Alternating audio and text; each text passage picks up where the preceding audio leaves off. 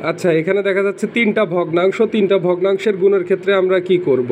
আমরা তিনটা ভগ্নাংশের গুণের ক্ষেত্রে সেটা তিনটা কেন, চারটা পাঁচটা যাই হোক না কেন, আমরা কাটাকাটি করব। কাটাকাটি করার সিস্টেম কি? Process of elimination. সেটা হচ্ছে কাটাকাটি করা যায়, প্রথমে মনে রাখতে হবে কাটাকাটি করা যায় শুধু উপর নিচ এবং কোনাকুনি, আড়াআড়ি, পাশাপাশি কখনো কাটাকাটি করা যায় না।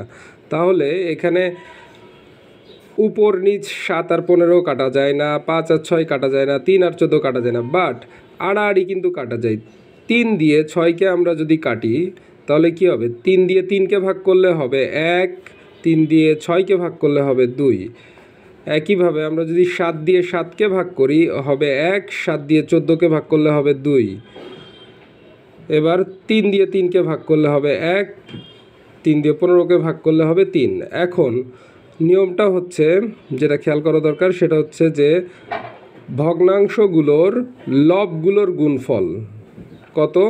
1 গুণ 1 গুণ 1 হচ্ছে 1, আর নিচে হরগুলোর গুণফল 3 দুয়ে 6, 6 দুয়ে 12। খুব সোজা।